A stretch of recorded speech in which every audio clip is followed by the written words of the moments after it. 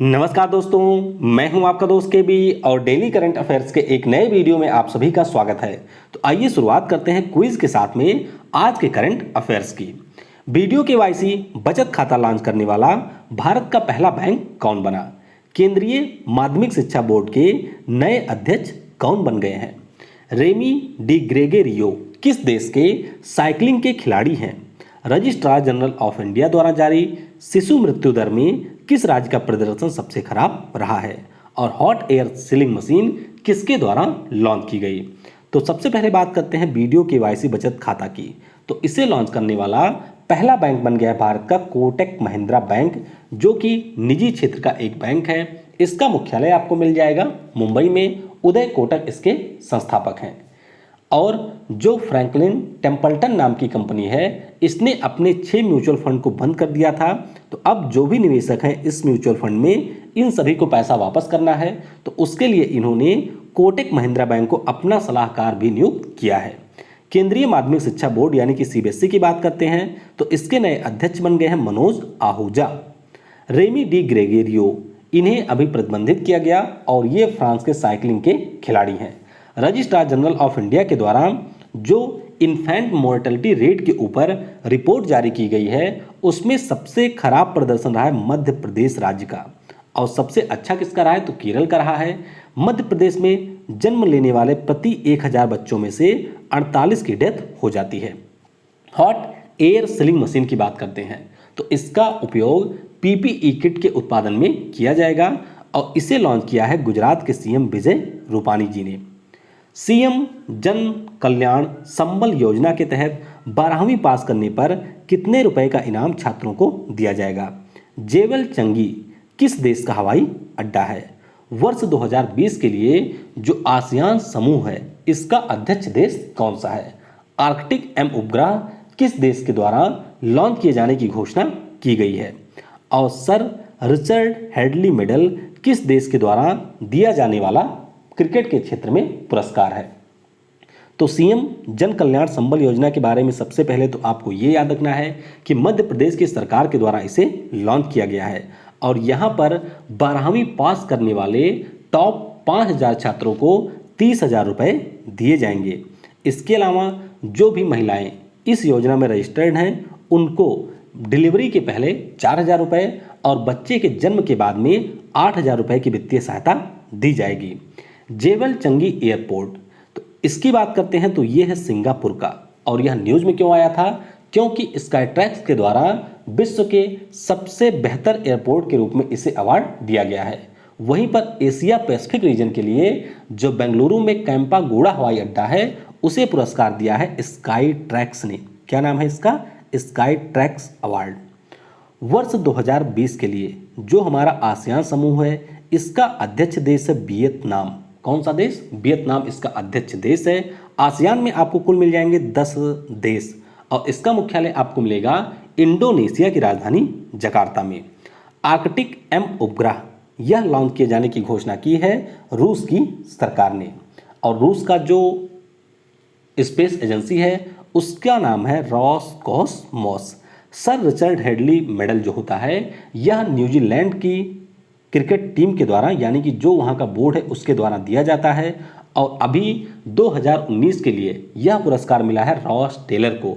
ध्यान रखिएगा, Ross Taylor New Zealand के खिलाड़ी हैं और ये अंतर्राष्ट्रीय क्रिकेट में 100 T20, 100 ODI और 100 टेस्ट मैच खेलने वाले दुनिया के पहले खिलाड़ी बन गए हैं। भारत में प्रोजेक्ट एलिफेंट यानी कि प्रोजेक्ट हाथी की शुरुआत किस वर्ष की गई थी? भारत में कुल हाथी रिजर्व की संख्या कितनी है, यानी कि कुल कितने हमारे यहाँ पर एलिफेंट रिजर्व हैं? शेषाचलम जीव मंडल निचय आपको किस राज्य में मिलेगा? जीव मंडल निचय का मतलब होता है बायोस्फीयर रिजर्व।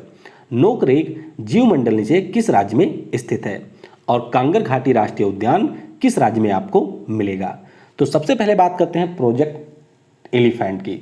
तो इसकी शुरुआत जो हमारे यहाँ पर वन, पर्यावरण और जलवायु परिवर्तन मंत्रालय है भारत सरकार के अधीन, उसके द्वारा शुरू की गई थी 1992 में।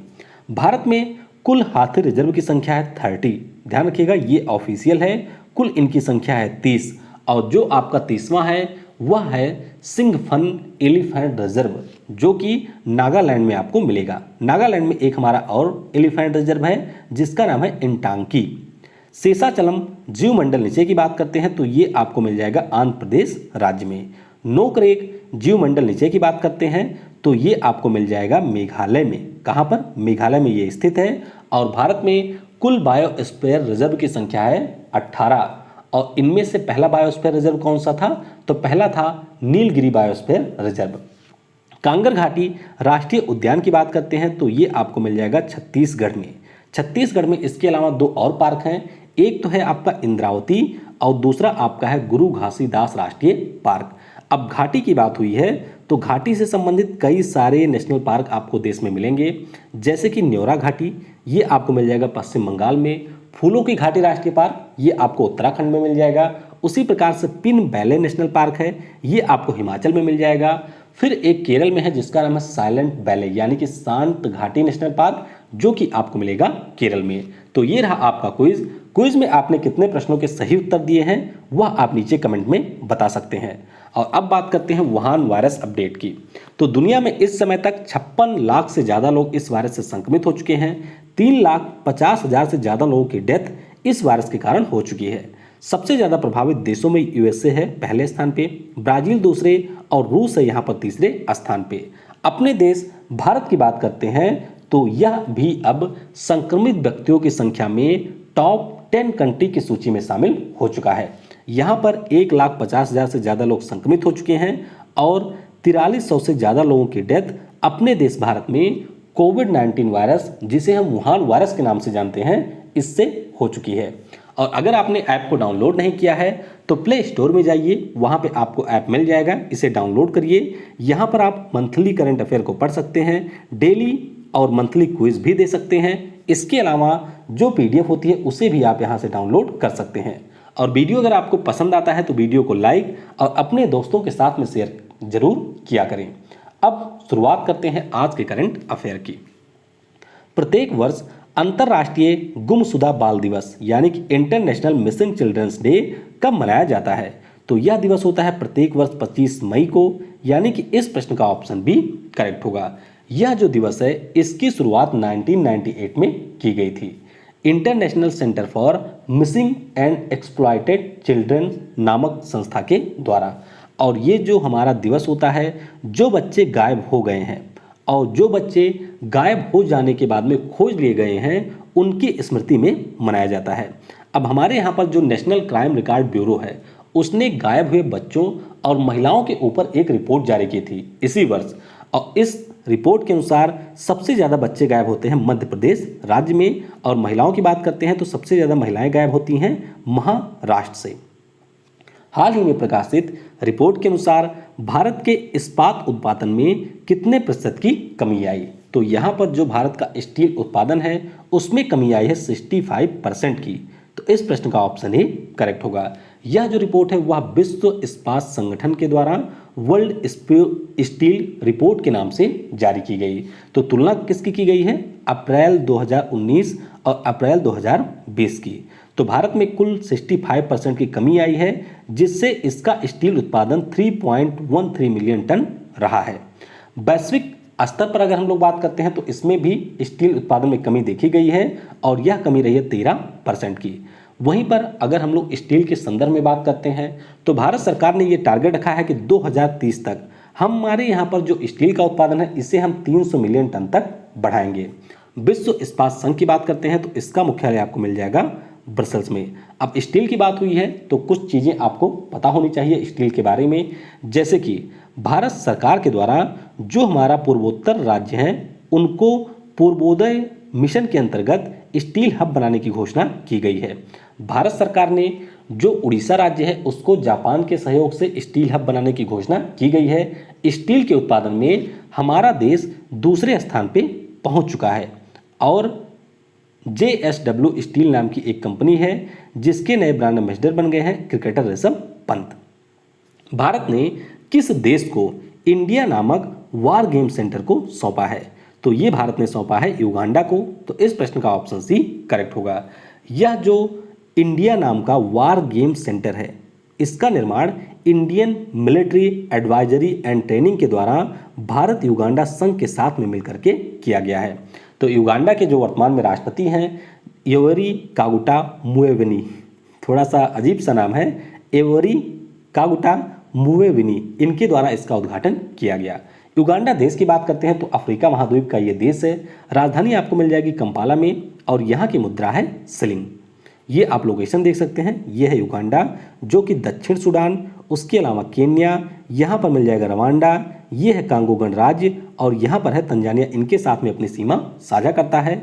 और ये जो आपको बीच में झील मिलेगी, इस झील का नाम है विक्टोरिया लेक, जो कि काफ़ी ज़्यादा फेमस है और यहीं से हमारी नील नदी का उद्गम होता है।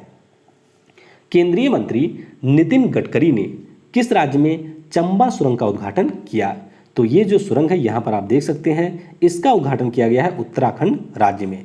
तो इस प्रश्न का ऑप्शन भी करेक्ट होगा। तो उत्तराखंड में जो नेशनल हाईवे 94 है, वहाँ पर ऋषिकेश धरासू रोड पर 440 मीटर लंबी सुरंग का निर्माण BRO यानी कि बॉर्डर रोड ऑर्गेनाइजेशन के द्वारा किया गया। अब यह जो आपका चंबा सुरंग है, इसका निर्माण चार धाम परियोजना के अंतर्गत जो भारत सरकार की गंगोत्री, यमुनोत्री, केदारनाथ और बद्रीनाथ को जोड़ने की योजना है, उसके अंतर्गत किया गया और ये सुरंग ऑस्ट्रियाई तकनीक के ऊपर निर्मित किया गया है। तो यहाँ पर आप देख सकते हैं, यह है यमुनोत्री, यहाँ पर है गंगोत्री, यहाँ पर है केदारनाथ और यहाँ पर है बद्रीनाथ। तो इन सभी को आपस में जोड़े जाने की योजना है केंद्र सरकार की। और यहाँ पर आपको मिलेगा ऋषिकेश, ये है धरासू, इसी के बीच में इस सुरंग का निर्माण किया गया है। और बात हो रही है यहाँ पर BRO की, तो ध्यान रखिएगा BRO के द्वारा अभी पंजाब में रावी नदी के ऊपर कासोवाल नाम का पुल बनाया गया है। उसके अलावा इन्होंने अरुणाचल प्रदेश में सुबनसिरी रिवर के ऊपर दापो रिजो नाम का पुल बनाया है और रवंग नाम का पुल भी इसी वर्ष इन्होंने बनाया है। कहाँ पर? अरुणाचल प्रदेश में। सुप्रीम कोर्ट के पूर्व न्यायाधीश, इनका नाम है AK सीकरी जी। तो इन्होंने किस शहर में भारतीय विवाद समाधान केंद्र यानी कि इंडियन डिस्प्यूट रेजोल्यूशन सेंटर का उद्घाटन किया? तो ये इन्होंने किया है दिल्ली में। तो इस प्रश्न का ऑप्शन ए करेक्ट होगा। अब ये जो भारतीय विवाद समाधान केंद्र है, यहाँ पर किसी भी प्रकार के कागज का उपयोग नहीं किया जाएगा, यानी कि सारी चीज़ें डिजिटली संचालित की जाएंगी। ई मध्यस्थता, ई सुलह और ई मेडिटेशन के माध्यम से जो भी वैकल्पिक विवाद हैं उनके समाधान के लिए ऑफलाइन सुविधा भी यहाँ पर उपलब्ध होगी। AK सीकरी का नाम आपको इसलिए भी याद रखना है क्योंकि पिछले वर्ष इन्हें सिंगापुर का जो इंटरनेशनल कमर्शियल कोर्ट है, वहाँ पर जज के रूप में नियुक्त किया गया था। बात करते हैं इंडियन डिस्प्यूट रेजोल्यूशन सेंटर की, तो इसके अध्यक्ष मेहर S Rathi. Fintech startup company Zaggle ने MSME क्षेत्र के लिए किस वित्तीय सेवा प्रदाता कंपनी के साथ में समझौता किया? तो ये समझौता इन्होंने किया है वीजा कार्ड के साथ में। तो इस प्रश्न का ऑप्शन भी करेक्ट होगा। MSME क्षेत्र की बात करते हैं तो इसके लिए अभी केंद्र सरकार ने क्रेडिट गारंटी स्कीम के अंतर्गत 3 लाख करोड़ रुपए का प्रबंध किया है। और जो आपके महाराष्ट्र की सरकार है, महाराष्ट्र नहीं आंध्र प्रदेश की सरकार के द्वारा रीस्टार्ट योजना भी शुरू की गई है इनके पुनर्पूंजीकरण के लिए। और चैंपियंस नाम का पोर्टल भी लॉन्च किया गया है MSME सेक्टर के लिए केंद्र सरकार के द्वारा। वीजा कार्ड की बात करते हैं तो ये अमेरिका की एक कंपनी है, इन्होंने अपना ब्रांड एम्बेसडर बनाया था PV सिंधु को।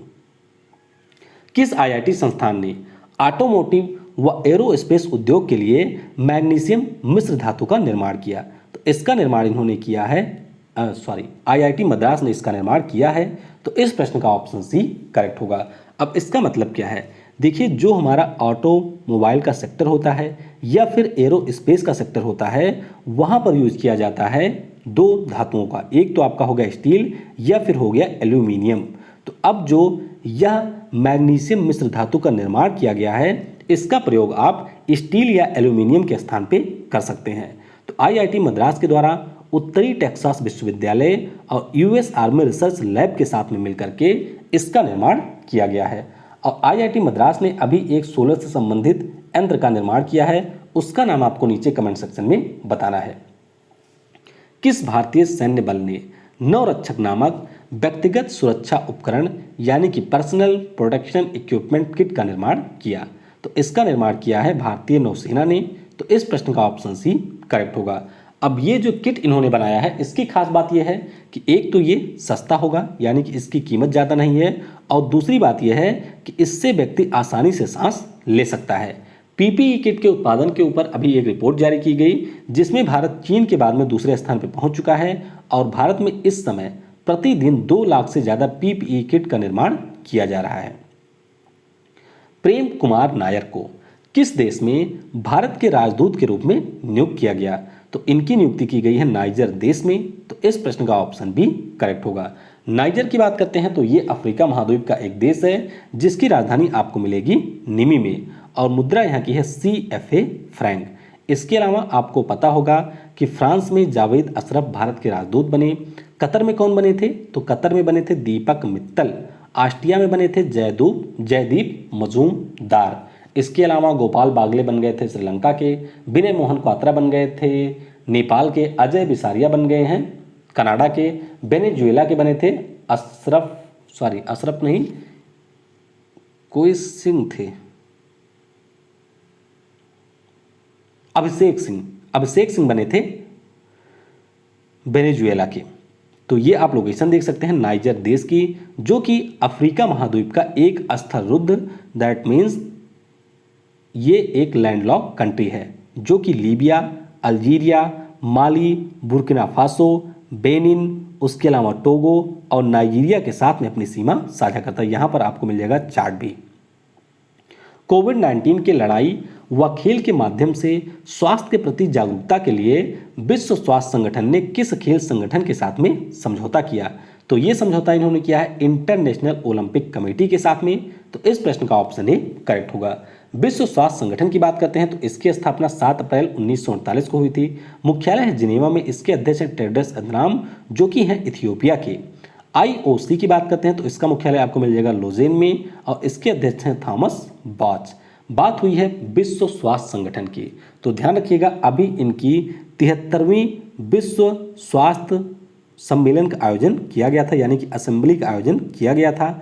इनका जो कार्यकारी बोर्ड है उसके नए अध्यक्ष बन गए हैं भारत के स्वास्थ्य मंत्री डॉक्टर हर्षवर्धन। 7 अप्रैल को हम लोग विश्व स्वास्थ्य दिवस के रूप में मनाते हैं और 2020 का जो वर्ष है इसे WHO के द्वारा मिडवाइफ और नर्सेज को डेडिकेट किया गया है। इसके अलावा जो स्मॉल पॉक्स नाम की डिसीज है उसके उन्मूलन के 40वीं वर्षगांठ के अवसर पर विश्व स्वास्थ्य संगठन के द्वारा स्टाम्प भी जारी किया गया।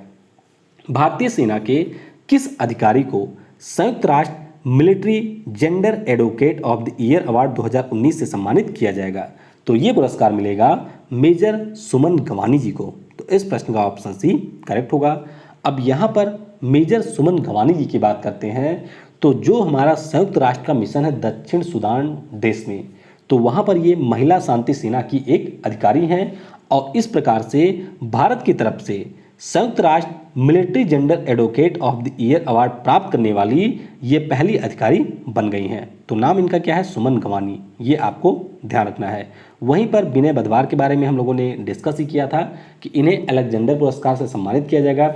अक्षय कुमार की बात करते हैं तो इन्हें कोच्चि में GM हीरानंदनी मेमोरियल रोलिंग ट्रॉफी से सम्मानित किया गया है। और मेजर अनु मिश्रा का नाम तो आपको जरूर याद रखना है क्योंकि भारत का जो पहला बुलेट प्रूफ जैकेट था जिसका नाम था सर्वत्र, तो इसका निर्माण भी इन्होंने किया और प्रोजेक्ट अभेद्य के अंतर्गत इन्होंने दुनिया के पहले बुलेट प्रूफ हेलमेट का भी निर्माण किया है।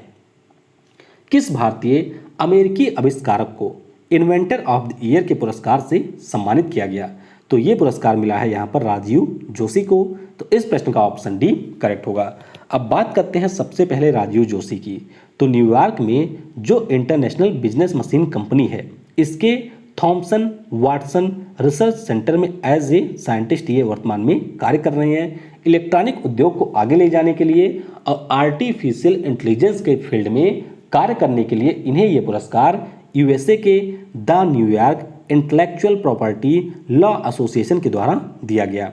अशोक माइकल पिंटो के बारे में आपको ये ध्यान रखना है कि विश्व बैंक में जो आपका international bank for reconstruction and development है उसमें प्रतिनिधि बन गए हैं USA के।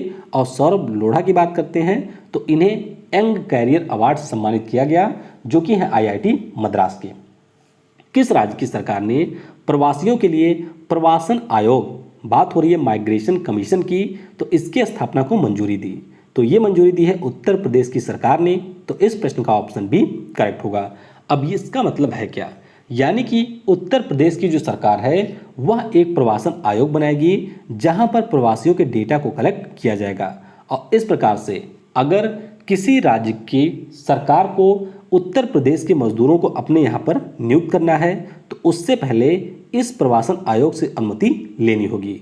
तो आपको पता होगा कि लगभग 25 लाख से ज़्यादा प्रवासी मजदूर विभिन्न राज्यों से लौट करके उत्तर प्रदेश में आए हैं। तो इन सभी मजदूरों के अधिकारों की रक्षा के लिए और इन्हें किसी भी प्रकार के शोषण से बचाने के लिए उत्तर प्रदेश की सरकार के द्वारा यह निर्णय लिया गया है। उत्तर प्रदेश राज्य की बात करते हैं तो इसकी राजधानी आपको लखनऊ में मिल जाएगी। टीम 11 का इन्होंने गठन किया। दामिनी नाम का पोर्टल भी इन्होंने एक लॉन्च किया था, व्हाट्सएप हेल्पलाइन लॉन्च किया था। अन्नपूर्णा और सप्लाई मित्र नाम का पोर्टल भी इन्होंने शुरू किया। उसके अलावा अपने सभी कम्युनिटी किचन को जियो टैग करने वाला पहला राज्य बना। पूल परीक्षण की शुरुआत भी सबसे पहले हुई थी उत्तर प्रदेश में। तो इन कारणों से भी न्यूज में रहा है उत्तर प्रदेश। दुर्लभ पौधों को बचाने के लिए किए गए संरक्षण उपायों से संबंधित रिपोर्ट जारी करने वाला पहला राज्य कौन बना? तो यहाँ पर पहला राज्य बन गया है उत्तराखंड। तो इस प्रश्न का ऑप्शन सी करेक्ट होगा। अब इसका मतलब क्या है? देखिए, उत्तराखंड में लगभग 1100 ऐसे पौधे थे जो कि विलुप्त होने के कगार पे थे। तो इन पौधों के संरक्षण के लिए यानी कि इनको विलुप्त होने से बचाने के लिए उत्तराखंड की सरकार के द्वारा कुछ पहलों की शुरुआत की गई थी। तो इन्हीं पहलों के बारे में इन्होंने अपनी रिपोर्ट जारी की है। उत्तराखंड के बारे में आपको ये ध्यान रखना है कि यहाँ की कैपिटल पहले थी देहरादून में, तो अब देहरादून इनकी विंटर कैपिटल और समर कैपिटल के रूप में गैरसैंण को घोषित किया गया है। और यहाँ पर पहला ग्लास फ्लोर ब्रिज भी बना है, कहाँ पर? ऋषिकेश में। भारतीय वायुसेना द्वारा अपने नंबर 18 फ्लाइंग बुलेट को किस राज्य में लॉन्च किया गया? तो इसे लॉन्च किया गया है तमिलनाडु राज्य में। तो इस प्रश्न का ऑप्शन डी करेक्ट होगा। अब सबसे पहले आपको नंबर 18 के बारे में पता होना चाहिए। तो जो हमारा नंबर 18 स्क्वाड्रन है यह वायुसेना की एक यूनिट है। तो यहाँ पर वायुसेना के द्वारा कोयम्बटूर में मिल जाएगा आपको सुल्लूर बेस। तो सुल्लूर बेस पर LCA तेजस के साथ में जो हमारे वायुसेना के प्रमुख हैं air chief marshal RKS Bhadauria ji, इनके द्वारा इसे लॉन्च किया गया। अब जो नंबर 18 फ्लाइंग बुलेट है इसकी स्थापना सबसे पहले 15 अप्रैल 1965 को की गई थी।